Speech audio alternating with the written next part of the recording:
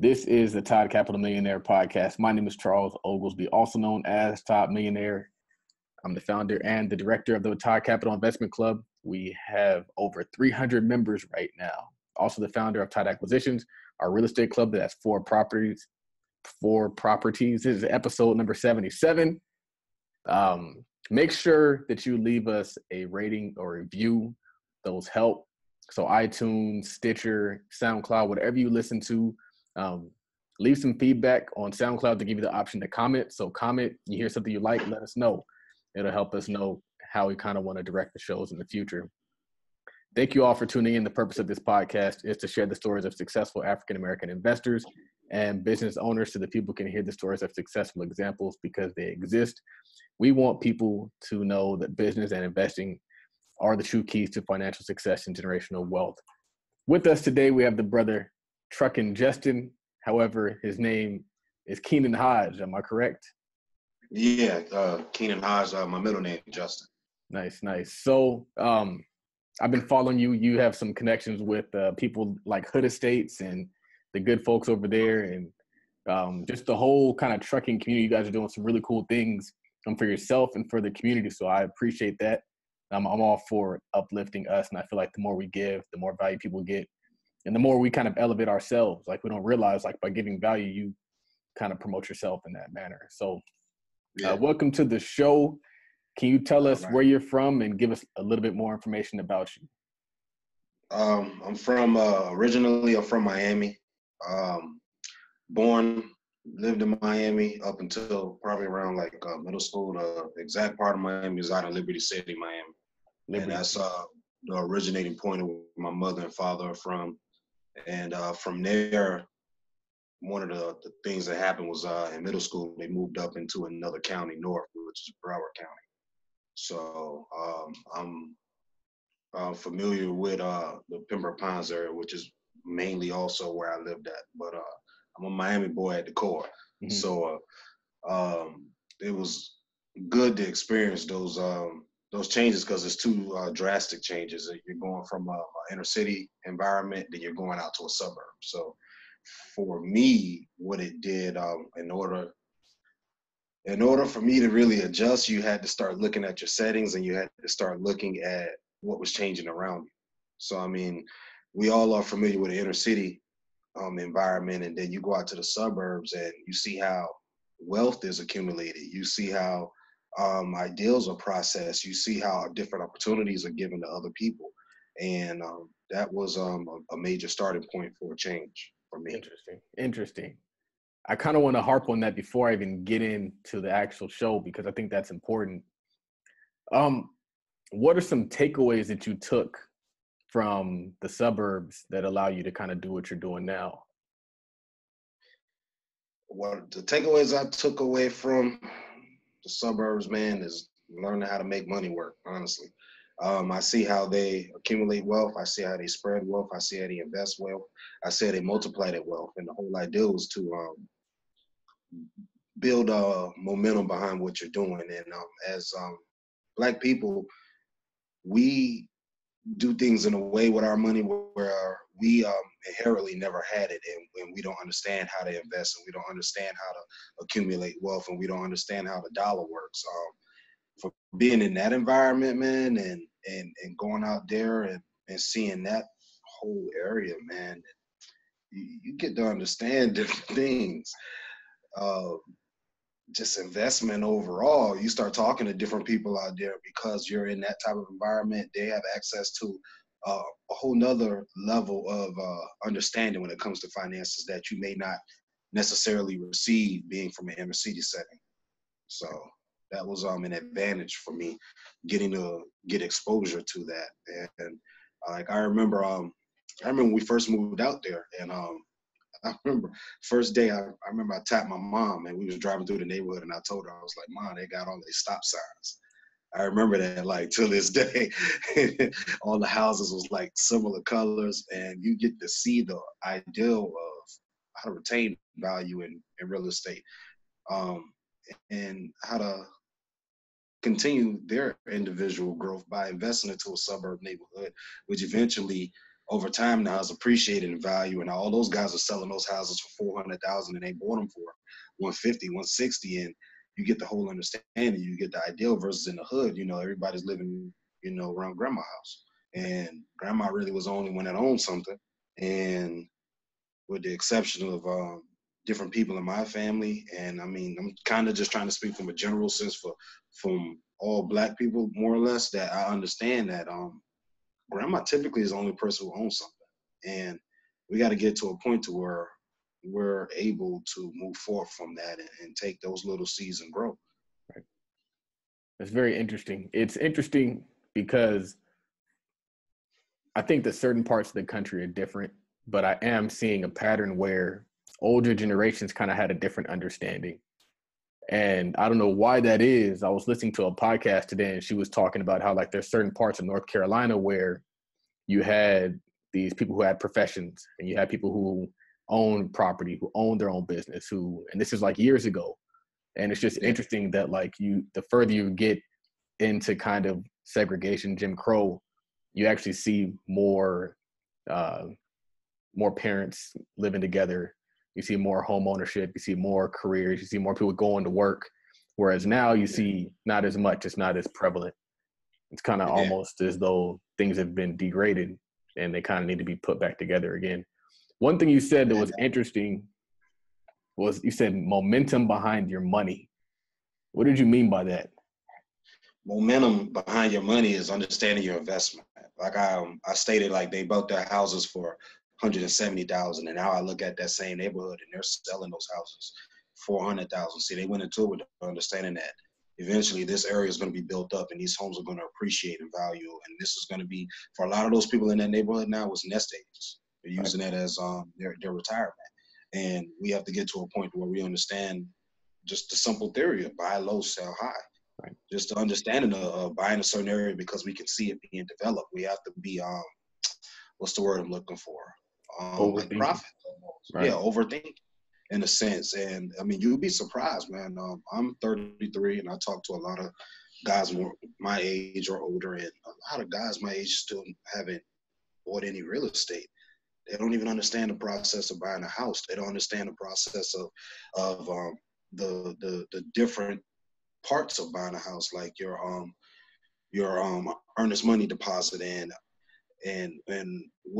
why the credit score is important. What's the difference in a fixed loan? What's the difference in the balloon payments? What's this? What's that? And it's kind of sad, man. It's sad. And I mean, I've at 33, I've owned 2 homes, and I did that before I was 30. And when I go back, even back then, to try to talk to my friends about it, they didn't have an understanding, and it was something that was disheartening, because it's like, you're doing this and you want your friends to understand and you want your people to understand, just like with the trucking.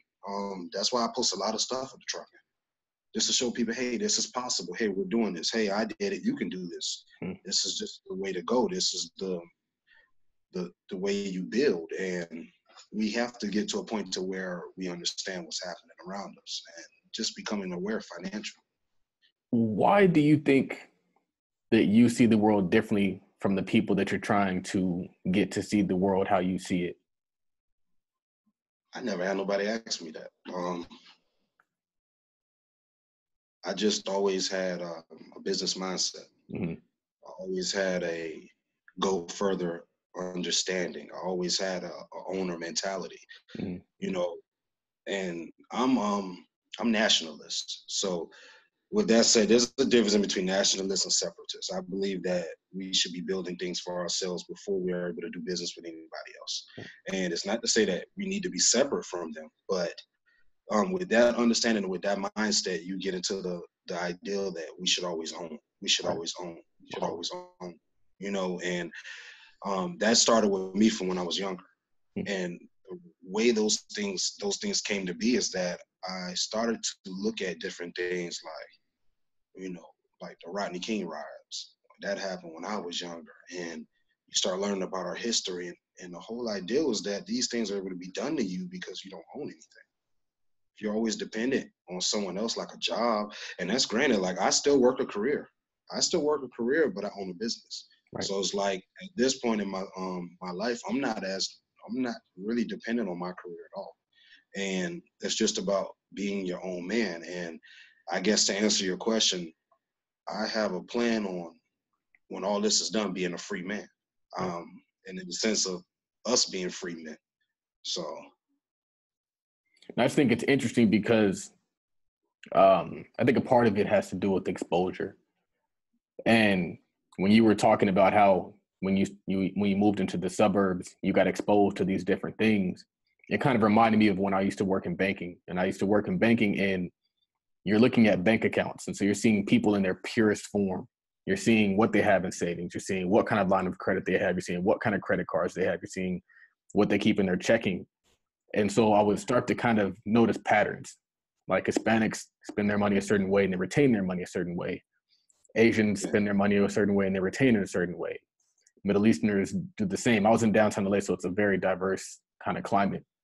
And that experience kind of shapes a lot of the things that I do now. A lot of my views are based on what I've been exposed to. And I think that in a lot of instances, a lot of people who haven't been exposed to what you've been exposed to can't truly understand what you're trying to like even expose them to, because they haven't seen it. They hear you talking about it, but they haven't seen it.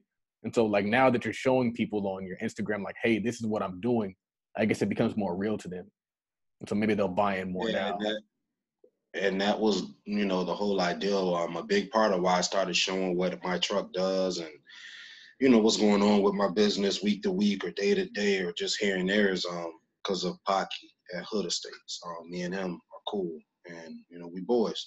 So after maybe about 6 months, he told me, he said, man, you got to start, showing people, because he knows that's my buddy. He know. I talked to him about whatever may be going on that week and, or that day, or whatever phase I'm in with the business. He's like, well, go ahead and show people. And it kind of just built momentum from there. And, I like to give people the opportunity to see what something is without necessarily having to take a risk. So, it's great, right? You can watch a person rehab a home and see the whole process from them purchasing, from them gutting the property, from them getting estimates, for them understanding what the estimates are, the line items to rebuilding the property, the staging it, the reselling it, and you can see the full process and you don't have to take the risk. And so you can get more insight. You understand, well, if I go into this business, this is what's what. And for our people, it is about them seeing somebody else that looks like them doing it. Absolutely. So then, like you said, when you look at other bankers, when you worked at the bank, you looked at different people's accounts. I bet you a lot of money that they had inside economics, where they only spend their money a certain way. They only spend their money with their demographic of people. Absolutely. So what changed is that I started noticing that early. When you go to the corner stores, it's Indian people of Indian heritage or Chinese heritage or whatever the case may be, and you realize they don't live in our neighborhoods. And you go and you ride past the house that's being rehabbed, and there's someone else there. You looking like he doesn't even live in this neighborhood. There's so much wealth that goes through the Black network, and that's from our living, our professional, and just our recreation. Man, we are the number one spending demographic. They say we got $1 trillion that we can spend. And if you start taking people's ideal and you help them home in on what they should do with the money, that's the beginning phase. That's the conception of the ideal. Right. The change is all I'm looking for. Right. You don't have to invest in trucks. You don't have to buy real estate, but you do something. To kind of touch on that, it's so interesting because in Orange County, it's not as diverse as LA at all. But there are pockets. There's definitely pockets. There's Caucasian pockets. There's a Hispanic pocket. There's an Asian pocket. There's not an African-American pocket in Orange County. It doesn't exist. Very interesting. But in riding around the Asian pockets, I realized like they have everything. You'll see full strip malls of just Asian store, Asian business. And so you'll think like, oh, that's just the Asian. That's just how they do. But then you'll end up in Santa Ana and you'll see, oh, it's Mexican business, Mexican this, Mexican bank, Mexican pharmacy. And the only people that don't do it is us.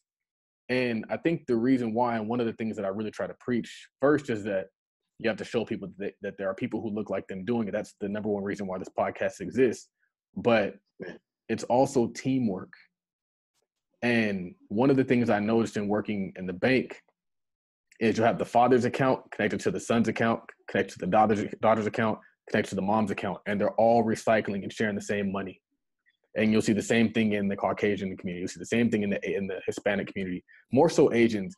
But people know, like, if you're divided, you can't take down a system. Like, divided you fall, united you stand. So I think that one of the main principles that I always try to tell people is it's a team sport. And the crazy part about it is any goal that you have, you can accomplish with a team. You can usually accomplish it a lot easier. An example of that is the Jay Morrison Fund. They got so much flack, so much hate, and now they're buying 30,000 square feet of commercial space. Imagine if just Jay Morrison tried to do that on his own versus the whole community getting behind it, and now we own a block. Like, that's just a small example, because there's way more than 5,000 Africans. Yeah, I watched that Tulsa real estate fund, and I mean, the idea of just Black crowdfunding, it intrigued me, and to watch what they're doing with it now. And I watched one of his live videos where they went back to the original Black Wall Street. They showed the last two buildings, which are not Black owned, and they he talked about certain things, and it's just a flick of the ideal to see the light turn on in people. I have people that message me on Instagram, and they'll message me, and I have a lot of people who either want to do it or they just want to talk to somebody their age that's Black that's doing it. Mm-hmm. And I don't limit anybody, because just because you may not have the money to invest doesn't mean that the ideal isn't worth you knowing, and you get to see. And it's almost like having the Martin Luther Kings and Malcolm X of back in the day. What if they would have never shared their ideals with people? Right. You know, so where would we be if those people didn't share their ideals? Where would we be if those people didn't give us different tidbits about their thought process about things?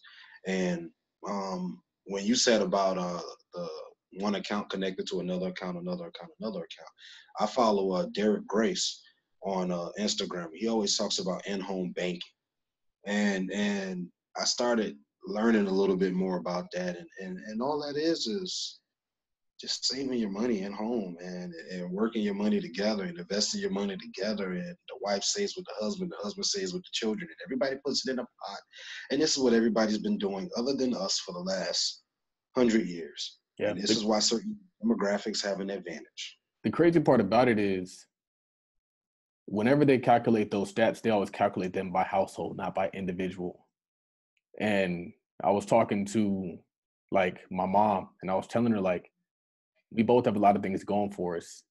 You can go out there, you can try to buy a property by yourself, and it might be a little bit difficult, or you can partner with us, and it's the bank will give you a loan, and it's like a no-brainer at that point.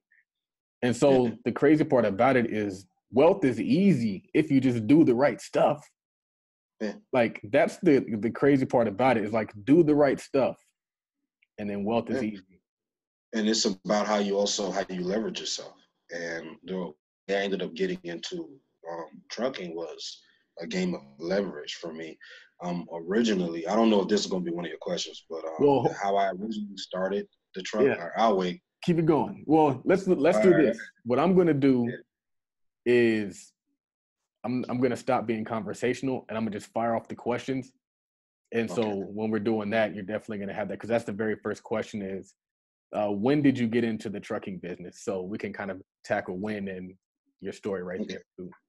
I got into the trucking business about a year ago. And the way I ended up in the trucking business was, I don't know if you follow other states, they always talk about date the people before you invest with them. I was talking with Pocky and Sandy, and I just reached out to Pocky, man, randomly. I ran across their Instagram, after following them about a week or two. I say, man, and then I find out he's from the city. Well, that's where, a part of Miami where I'm from. And I'm like, well, I could probably talk to this guy. I said, let me reach out to him. And I just started talking to him and building that rapport with him and building that relationship with him. And then it turned into, well, hey, we're going to be down there. Oh, okay, well, not even expecting, I was like, well, if you won't come down here, I'll come see you. And I remember that. And this was back when I was married. And me and my wife at the time, we went down there.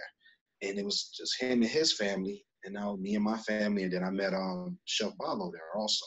He's another gentleman. He owns a spice line on Instagram. Yeah, you can pull that up. And he's Chef Barlow, and that was the beginning steps. And aside from that, I mean, we kept talking, we kept speaking, we kept building correspondence with each other, and just trading ideas and talking about real estate. And I know a lot about real estate for a guy that's not necessarily a professional real estate investor, and I'm able to carry conversation with guys that are professional real estate investors. And I think he recognized that, and after I went to go see them, it just continued. And he kept saying he has a truck. I heard that maybe about a couple more times over 6 months. And I finally asked him, I'm thinking he had like a F-150 or like a Silverado.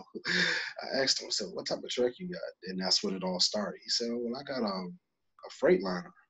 I was like, I got curious because the same money I was going to use originally to go do a tax deed rental or whatever the case may be, which is still money I made off of real estate. I said, well, what else can I do? And I started questioning him about it and finding out more and more. And he finally told me, he said, if you show me that you're really wanting to do this and you go apply for the commercial loan and you go and get yourself straight with the commercial loan and you actually get the truck, I'll tell you everything that I've been doing with the truck.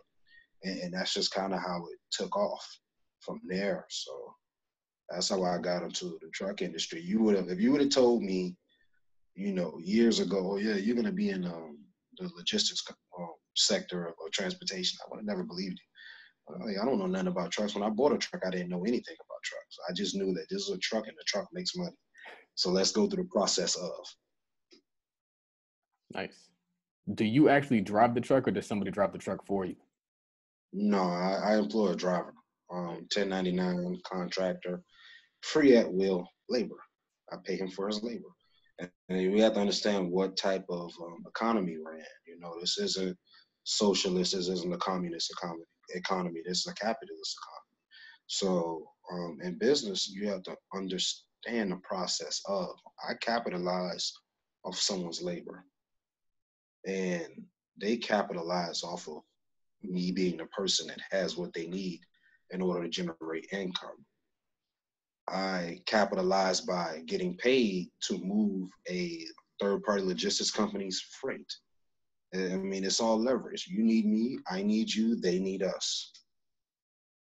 I like it. So you mentioned that you applied for a commercial loan to acquire the property. What did that financing look like? I financed my truck, $34,000. I put down total about $13,000, but that was with everything. That's tax, tag, down payment, get your loan officer straight, whatever his fees are. And I did 36-month term, and like $920 a month is my truck loan. So that's the breakdown of my loan. Your loans and your investment, as far as your initial investment, the amounts may vary because commercial loans are done at different percentages. So whereas I go to them, they may tell me 25%, right? You may go to them and your credit may be better, and you may have less money. Say, I had more money, but you have less money. They tell you, well, instead of the 25% he was going to put down, we want you to put down 20% because you're Todd Millionaire, you got this, that, and I mean, you understand my perspective. So I mean, every deal changes. It's all about what they want to take that risk on. Because I get a lot of people that message me and they want me to nail down a number, and I'm like anywhere from 8,500 to 15,000. Because I know in my mind I can't tell you 12, I can't tell you 13. It all depends on what your loan is going to be set up as. What kind of banks give loans on freight trucks? It's not like public banks. It's not Bank of America necessarily. I mean, they do commercial loans, but most likely you ain't dealing with Bank of America. I found out like a private bank like a public bank like Bank of America, their commercial lending requirements are just ridiculous. It's like you got to almost be in business already, making millions of dollars in order to qualify for the commercial loan through them. They want you to have 680 to 700 credit, which isn't bad. That's practical. But then you got to have $400,000. Then you got to have like 2 trucks already. And it's almost like, well, if you're starting out, how do you get to that point? You know, and so when you go for your commercial loan is done through private institutions. So private lenders. You got different leasing companies that have in-house financing. You have different other companies, like my truck goes through a company called C.H. Brown. And they work with different lending institutions to acquire people to give loans to. Let me see another lender. You can go through a company like Loan Mountain. Loan Mountain's all in-house financing, but you got to buy their trucks. I mean, it's different. It's different methods to going about doing it. And the best way to do it, I honestly think, is just to get out there and shop around. That's what I tell people. I mean, you want to keep it as least with the least amount of inquiries on your credit as possible. But I mean, you still got to get out there to shop around. It's like going to CarMax. You know, Right. give your social, and they run your social against, and they come back to you. We ran it against 6 banks. 3 of them wanted to do business with you. Here are the 3 terms that they wanted to offer. And I mean, it's kind of set up just the same. Right.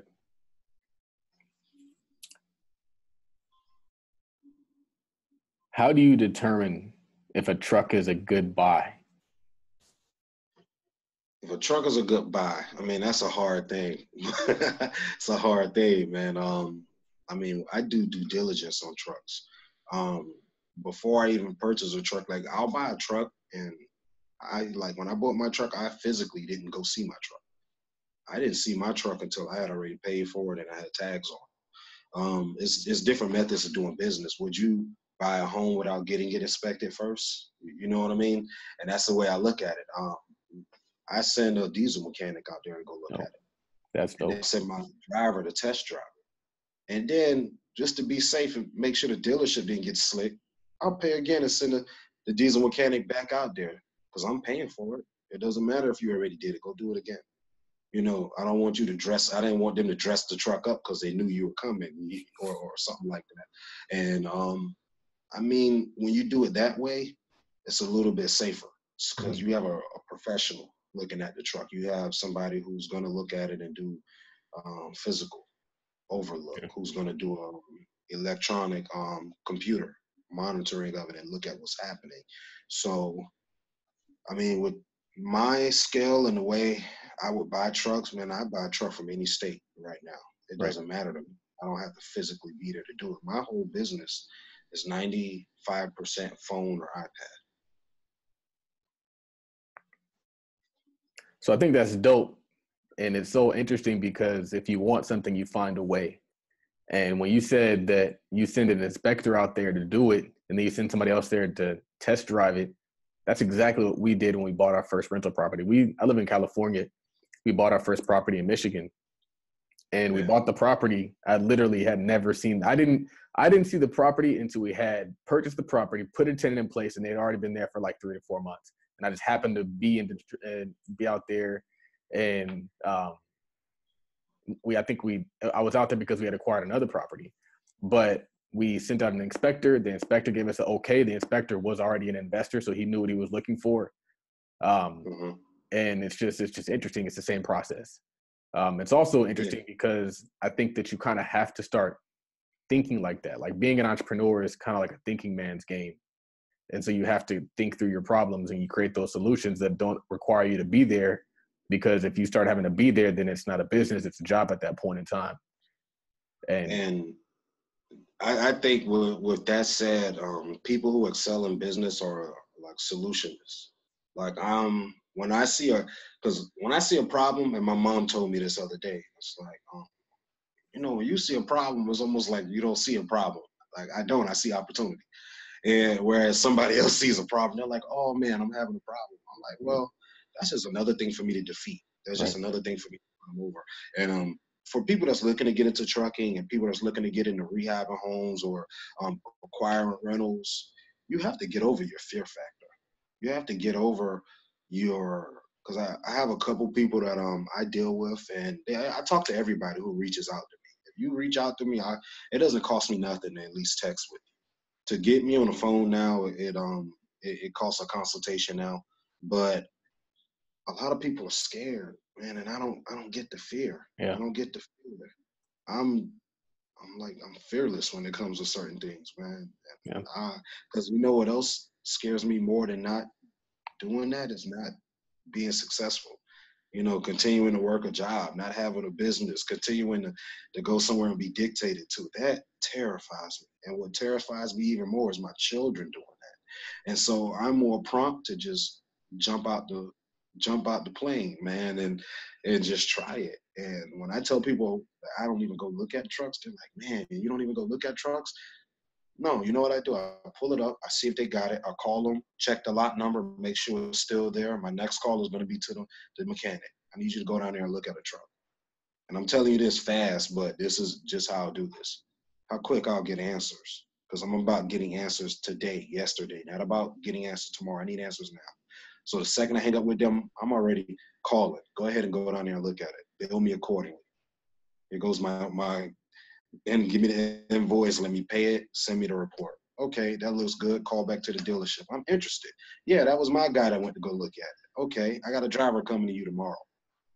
I'm already sending my driver out there to go and look at it and drive it. And then we just take it from there. I like it. I mean, in order to be successful in business, you got to be quick. And if you spend too much time with the what ifs and maybe coulda wouldas, you missed your opportunity. Because you're dealing with somebody like me that's just going to jump on it and deal with it later. And if the only way I won't buy it is if the diesel mechanic tells me it does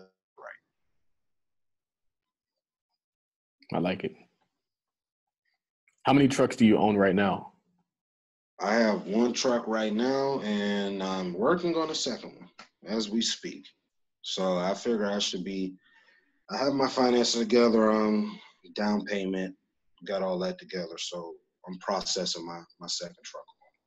So do you find that the process is easier and more predictable now that you're doing it for the second time versus that very first time you did it? In a way, yeah, but in a way, no, because they want to see everything that they wanted to see the first time. It's just that now they're seeing it with the notion of, hey, we know he made money. Right. So, I mean, they're still going to scrutinize different things, whereas they may scrutinize someone else's credit or scrutinize someone else's LLC. They won't do that with me because I'm putting down $20,000. You know what I mean? So it's just different things, and you have to build that rapport. This is a networking game. So originally, when I went to go do my loan, I called back to the same person who processed my first loan. Hey, look, I'm looking to do this.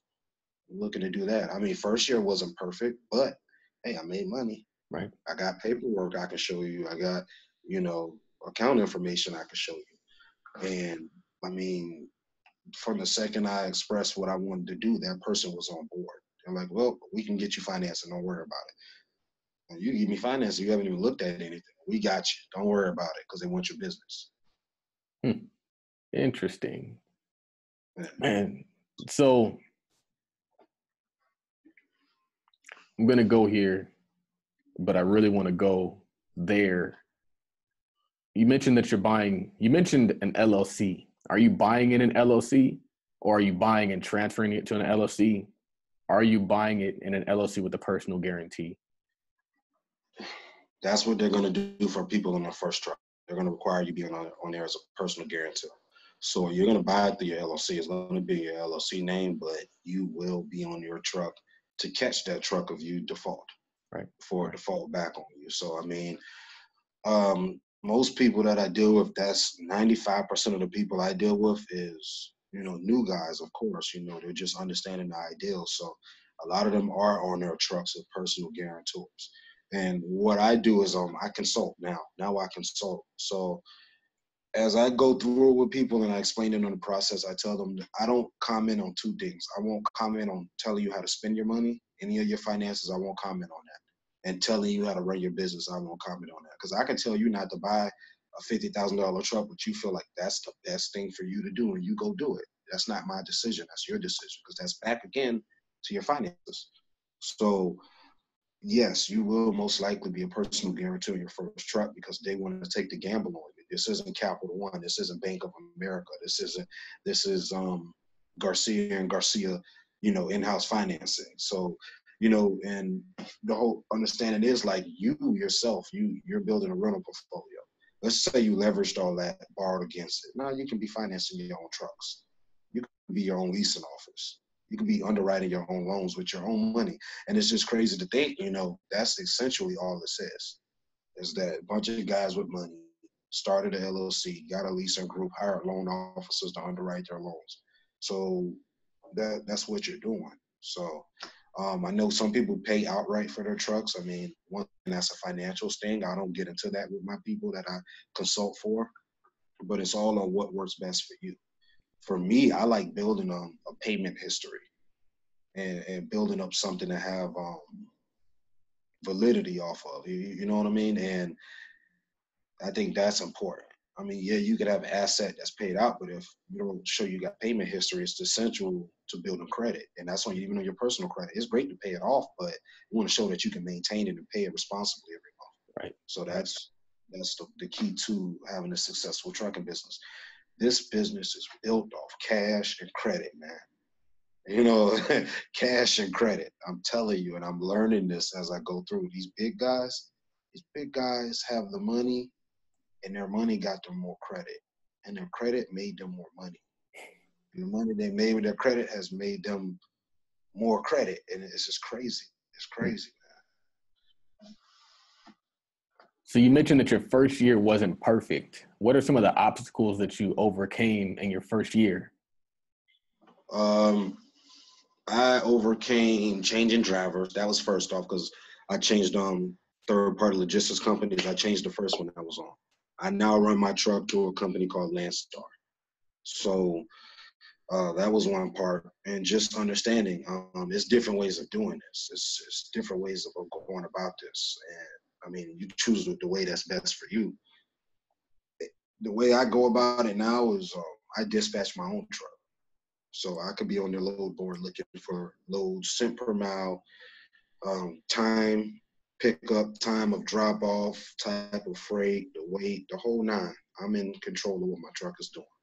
You can go to another company, which is similar to where I was at before, where they do all of it for you. And that was one of the things that when I changed over, I was down about a month to 2 months in between changing over, because it takes, to get on with a new carrier, you got to go through the vetting process. So I say easily a month getting on just with Landstar. It was 2-3 weeks on my driver, another week on my truck, because you got to get it all inspected. They got to run their background. They got to run their DOT. They got to do a drug test, the whole nine. So that was one thing. I always tell people, don't be naive. This is commercial grade equipment. It's graded for a lot of miles, but you're putting a lot of miles on it. So I've had different breakdowns.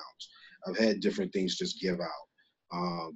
I had my worst breakdown was I had to have my truck towed, and that's when I got a real taste of the truck game, the mechanical of it all. It was like a $700 tow bill alone. Wow. One bit. Just to tow it was $700. I wasn't even to fix the problem. So I always tell people, when you buy trucks, keep a reserve, keep an extra, keep a OS fund. You know what I mean? And I don't want to curse on you live, but keep a fund of $4,000, $5,000, $3,000, whatever you can put aside to catch you if something happens. I service my truck every month, and it's not always big mechanical issues.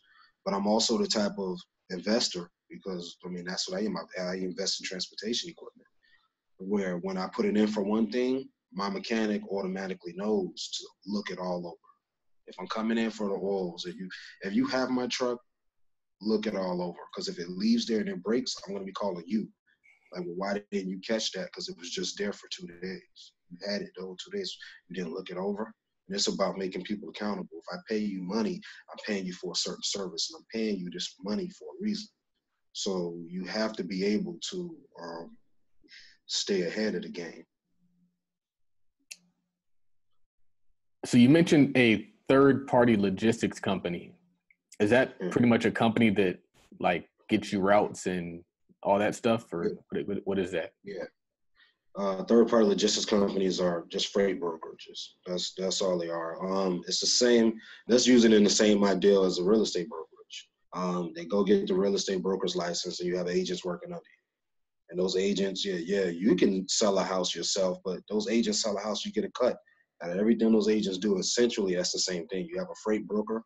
The freight broker has agents, and the agents are the ones that move all the freight that their freight brokers may have in its name, or whatever contracts they may hold. And I mean, it's companies out there left and right, man. They're all over the place. As you got the smaller operations, which is similar to where I was just at.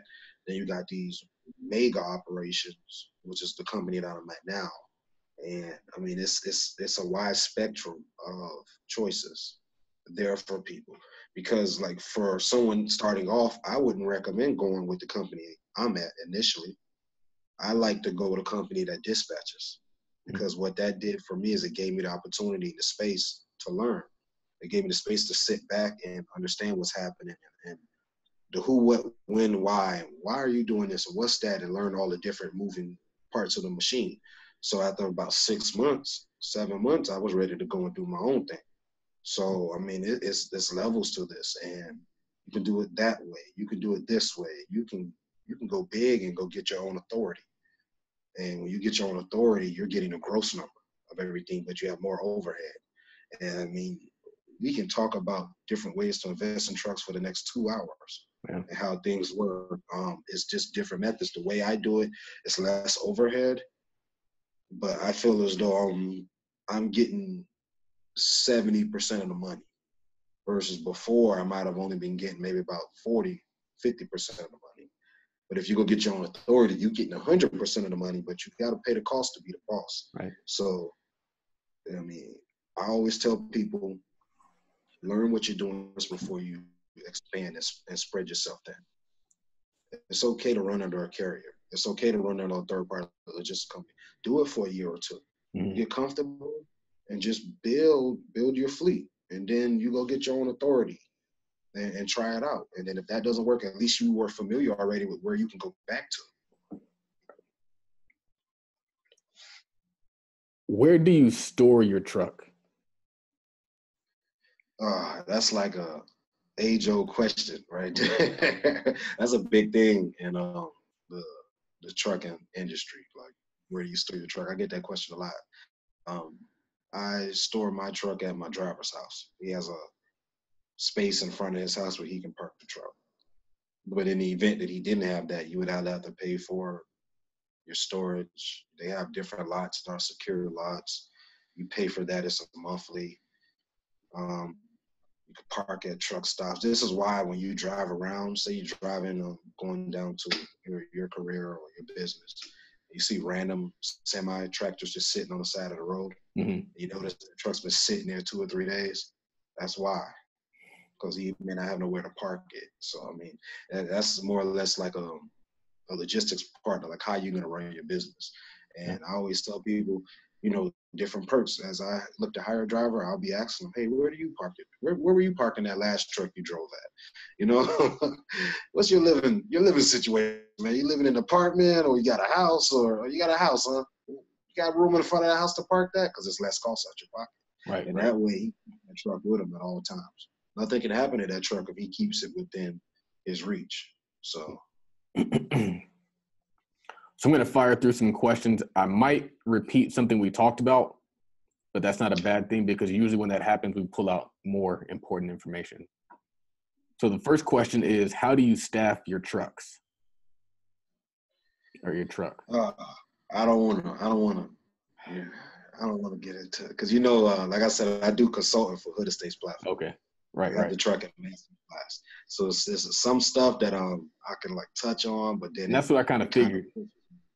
It pushes on what they offer in their product, and I'm not undercutting my boy. Right. So, all right.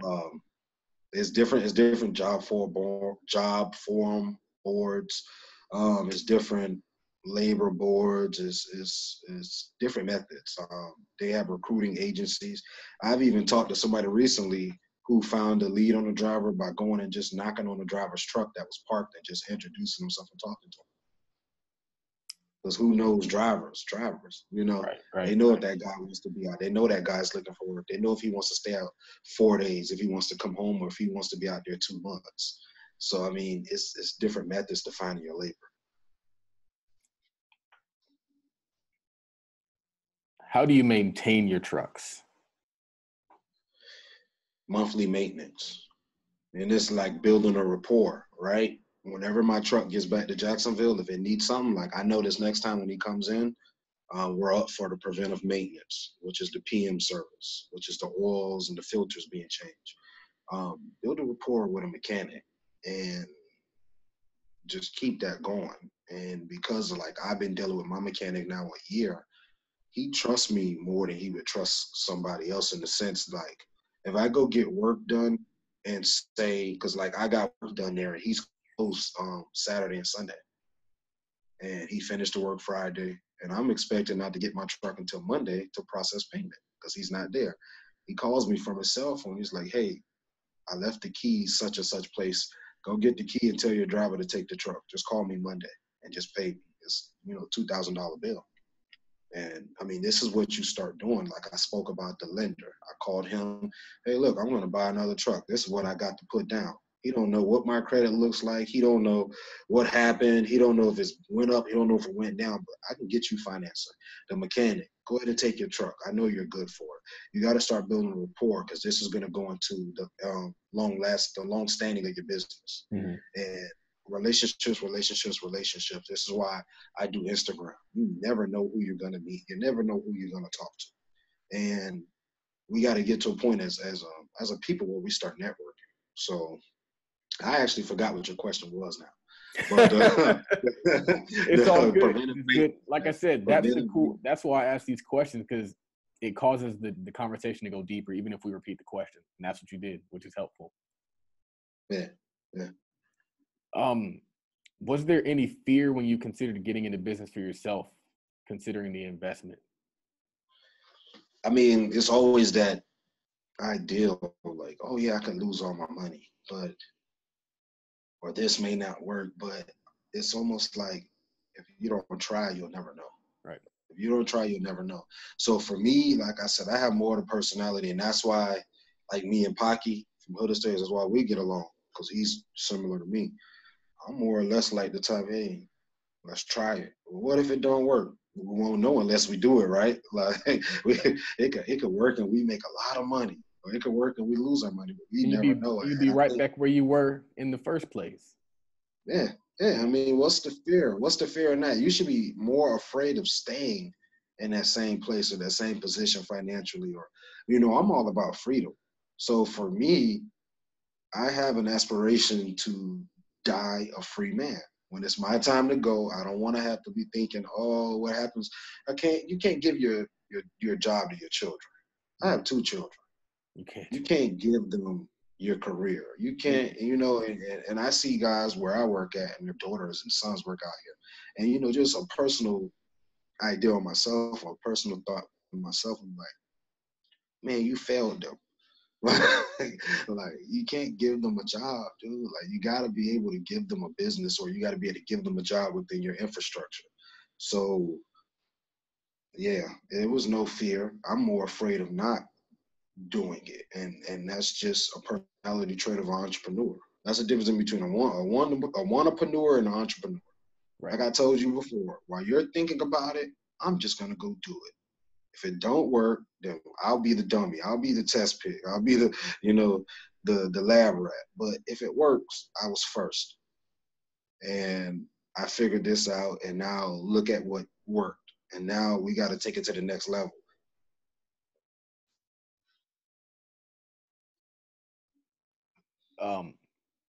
What are some obstacles that you had to overcome getting to where you are now?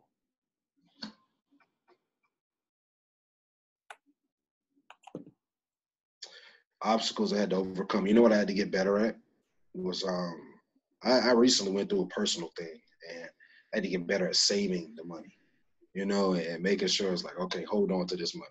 Don't, you get to understand like, yeah, you're making thousands of dollars a week or whatever the case may be. But then it's kind of like the chipmunk. If you keep eating away at it, eventually your loaf of bread goes down to a slice. So and that was something that I just had to learn as an entrepreneur. And that goes back to generational wealth. That goes back to our teachings from when we were young. As Blacks, we never had different types of wealth. So you have to become more well-versed in how to handle that wealth and keep it. So that was something that I honestly will say I worked on. When I first started, maybe about the first 6 months, I didn't save. Honestly, like I had a little money here and there. I wasn't making by far what I'm making now. Mm. And I mean, I'll tell on this podcast because I mean, eventually at the end of the year, I'll show what my truck grows. So to me, it's not a secret, but I do have to pay my driver out of this. My truck started running on this carrier on June 1st.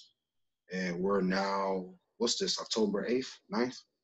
Like, Yeah, this is the 9th. I've already grossed 71,000 just in my 120th day was September 15th. what you said, June, So, right? June, July, August, September, like 5 months. Wow. Wow. yeah.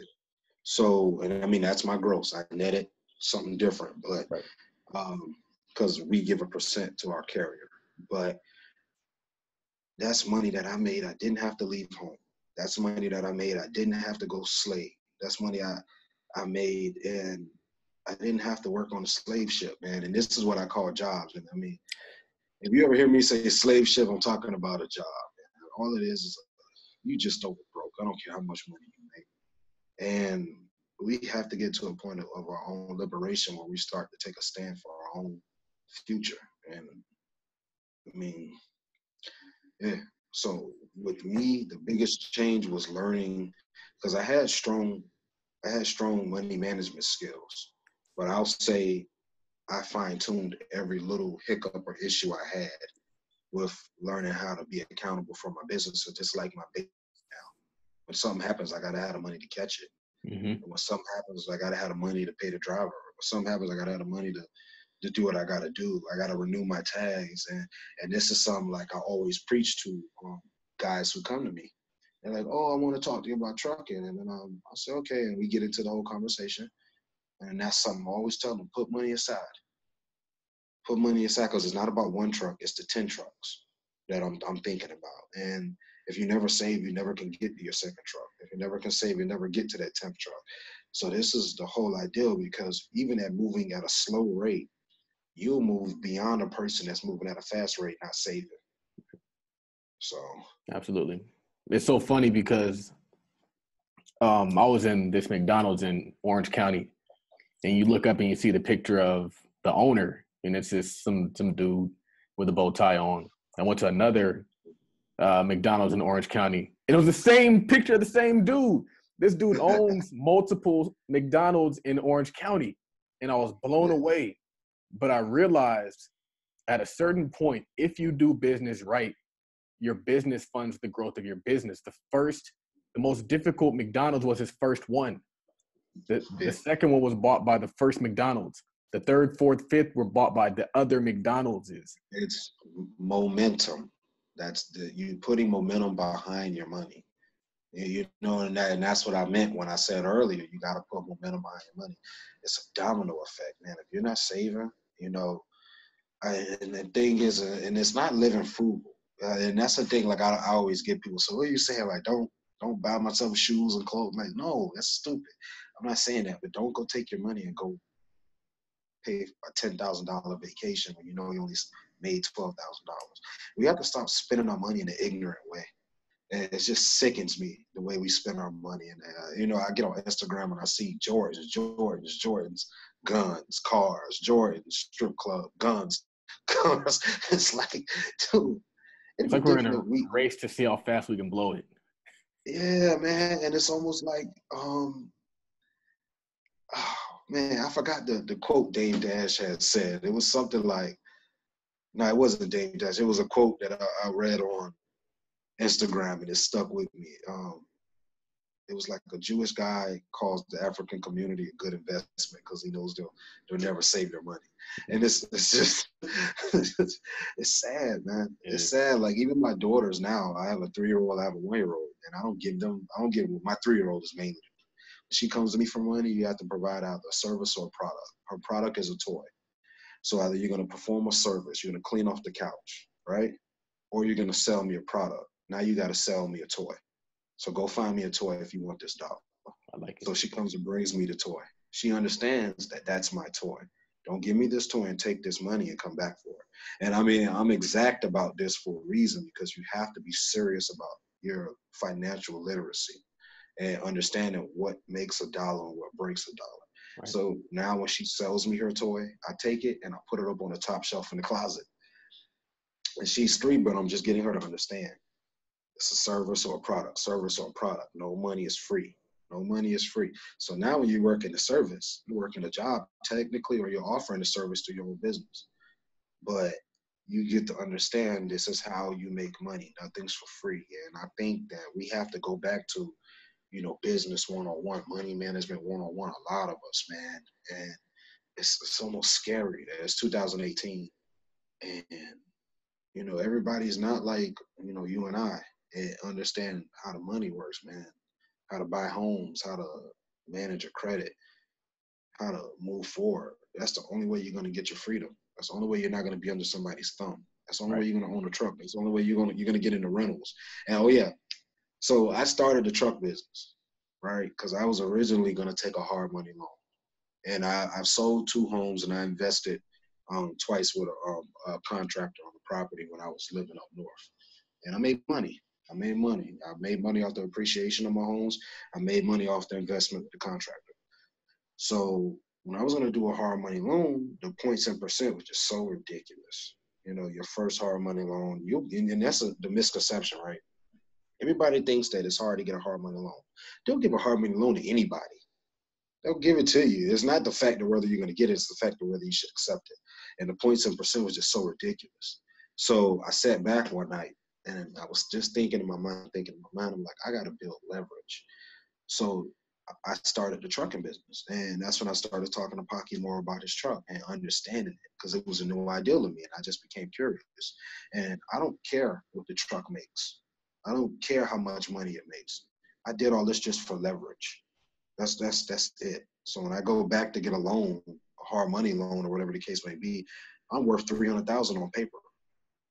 In between my career and my business, you know what I'm saying? So yeah, I need to borrow 150 from you. It's not going to be hurting as bad as before. You was only looking like you was worth 100, and you need to borrow more than what you make a year from me. I mean, this is a leverage game. This is an economics game. This is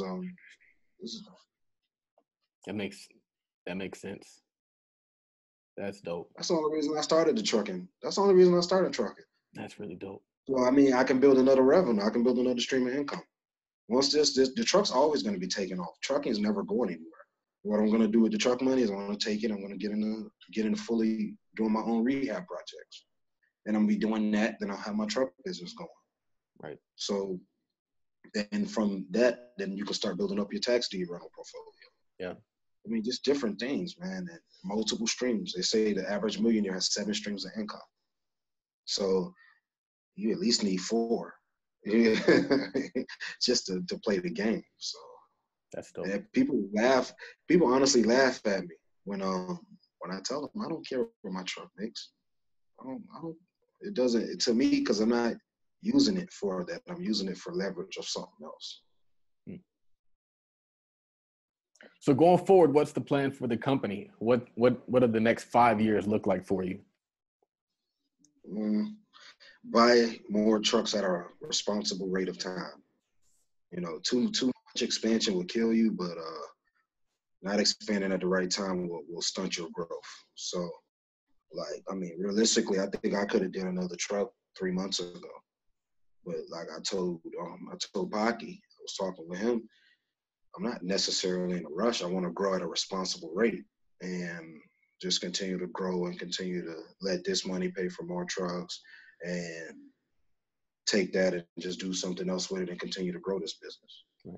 So that's more or less the future of what I'm doing. And I mean, I figure once I get to the 3 to 4 trucks, I could buy a truck about every 3 months, every 2 to 3 months if I choose to. I think so too. Yeah. Especially after you own 2. I think that's the crazy part about it is the more you accumulate, the faster it is to accumulate more. Yeah.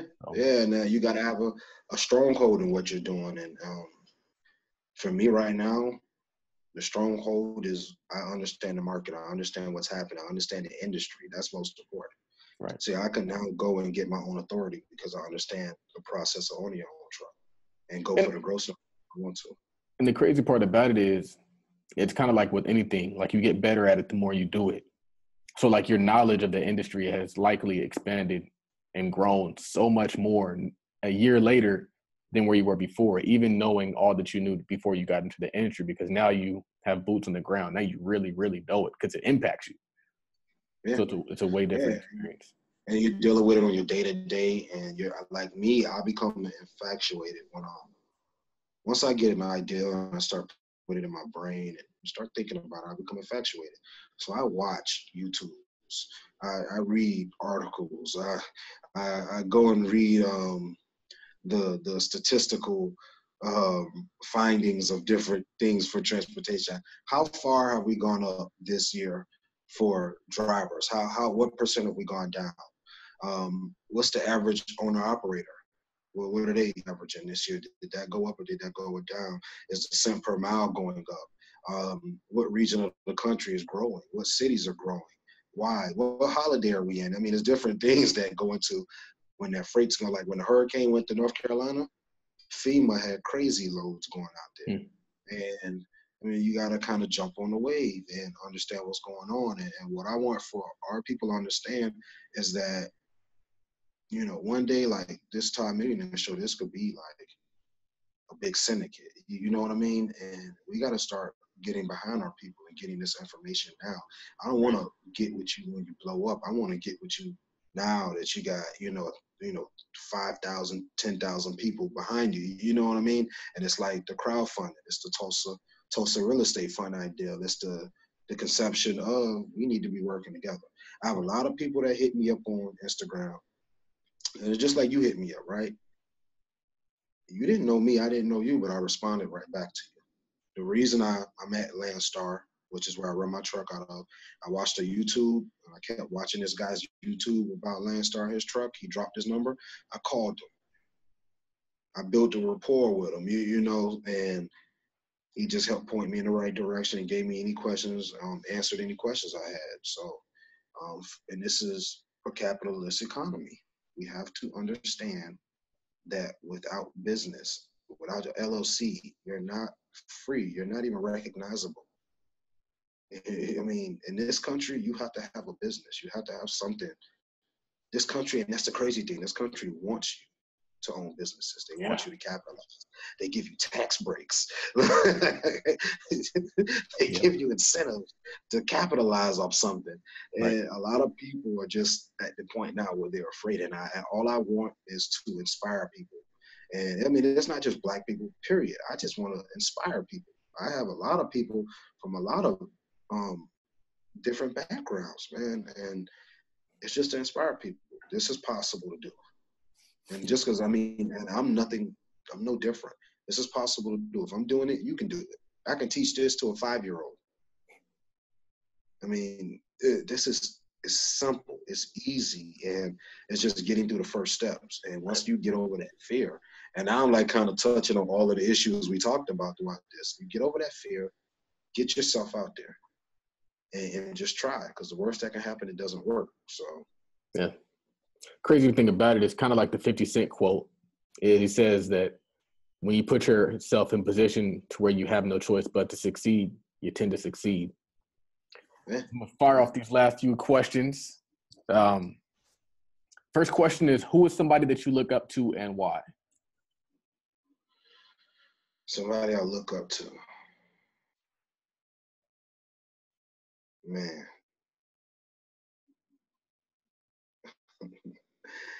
Somebody I look up to, I got an uncle I look up to. And, you know, I don't even think he knows I look up to him, but he's a retired postal worker, worked in the post office, but he owned grocery stores when I was younger. And he owned like lots of land, and he owned homes, and he owns like rental properties. Like every now and again, I find out different things about him that we didn't even know. Like he owns like some multifamily some damn where, and I'm like, you never talked about it. Like, and he told me about this land that my family owns. So to brush up on it real quick. My grandmother was born on a plantation.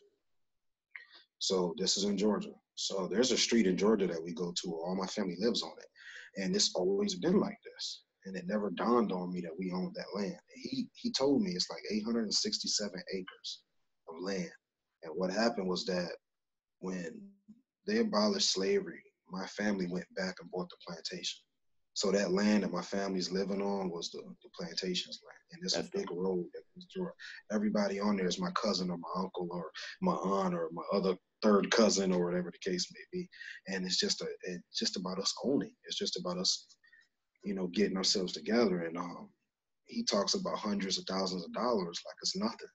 Right. And the crazy thing is, if you look at him, you wouldn't think that. It's like that guy you saw in the picture at the McDonald's. You know what I mean?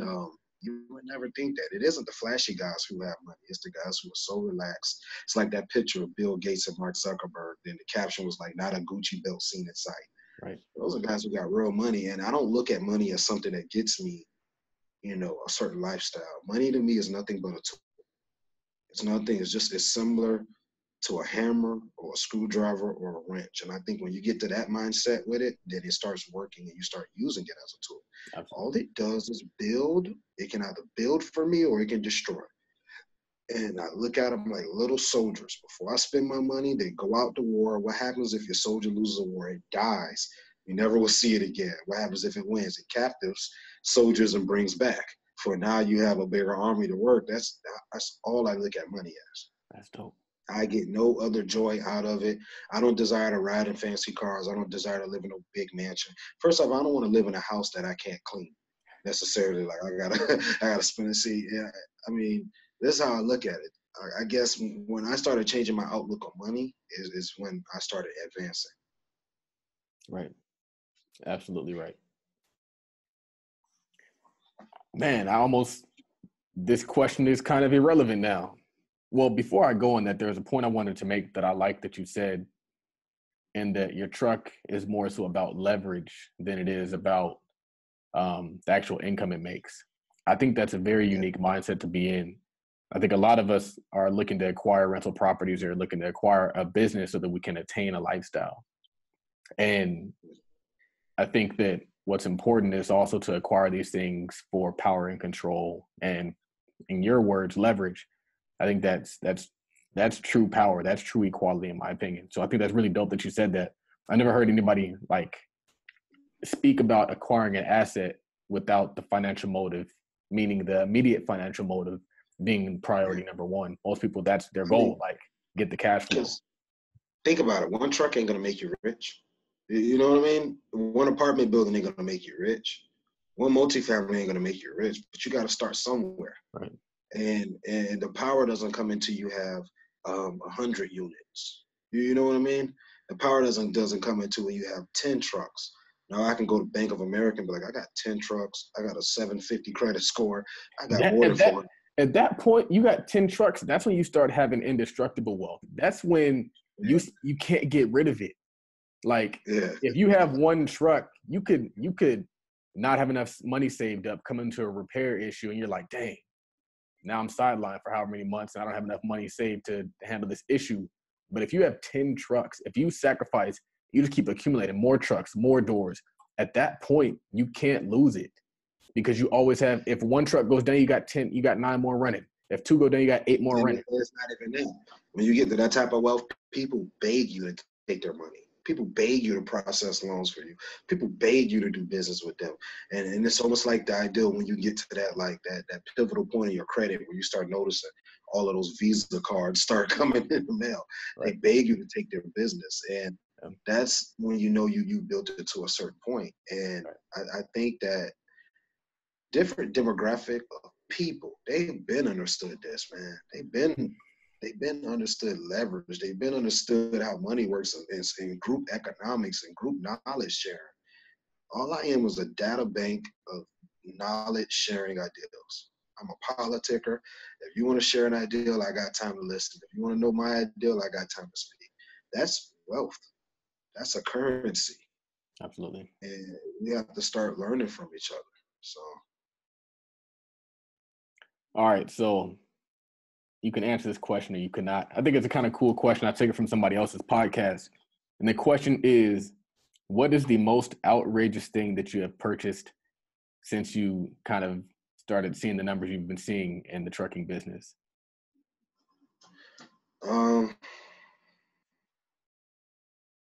You got to remember, it's only been a year for me. So, I mean, I'm just a little over a year. I just really started seeing big money like since June 1st. So like before, yeah, I was making money, but now it's just on a different scale.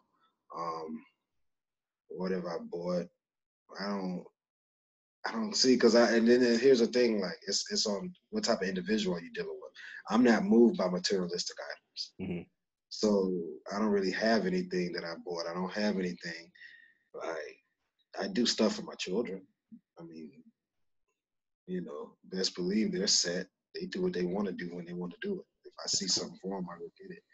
But I mean, outside of that, I don't live for me. I live for them. Nice. So I think that's dope. I really haven't bought anything. I'm a gun collector. But I mean, I was buying guns before trucks. So so I don't really count that as something that I use the truck money to buy. You know what I mean? So yeah. What is your favorite business book? The book that changed my life was Rich Dad Poor Dad. And then I went and read the quadruport of was income or whatever. And oftentimes I like listening to motivational things like Les Brown and E.T. the Hip Hop Preacher. You know what I mean? I like inspirational things. But I read Rich Dad Poor Dad, and it changed my.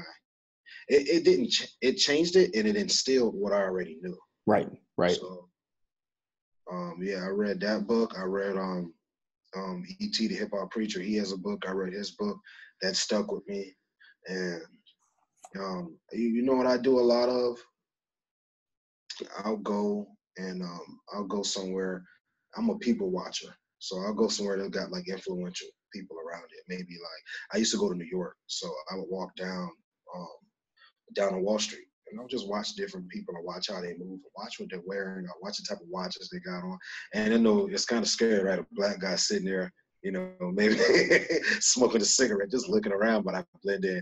I'm a people watcher. You can learn a lot from just watching people. And the most influential people are people in my life that are black business owners that I see accumulating a certain wealth that could move groups. Yeah. So, yeah. I think one of the things that's so crazy is just getting around good people. And it's like they say, like, if you hang around four rich people, you'll be the fifth one. And it's so true, because you'll start picking up on their habits, but then you'll also feel bad for not doing what they're doing because that's the accepted norm. So It's like, if they're not blowing their money on ignorant stuff and they obviously have more money than you, you're going to look real foolish rolling up in there with the Rolex next to the guy that can buy 20 Rolexes and he doesn't have a Rolex. He got a Casio. You know what I mean? That type of stuff is irrelevant, man. Right. And I just wish I could get our people to get them to understand, man. Like, you got to start getting around the right group of people, man. Like you said, show me your four friends and I'll show you who you are. And granted, I chill. My group of guys that I kick it with, a lot of my friends are Rastas, Rastafaris. So, but they have a strong understanding of how money works. They have a strong understanding of self-independence, and like I'm in this circle of, because I'm so much of a networker, I'm so much of a person that asks questions, I'm so much of a person that I just want to know what you're doing and why, and just know who you are. I deal with hood estates, and the crazy thing is, I met Pocky and Sandy. I met both of them. I met another guy that deals in real estate that I didn't even know knew them.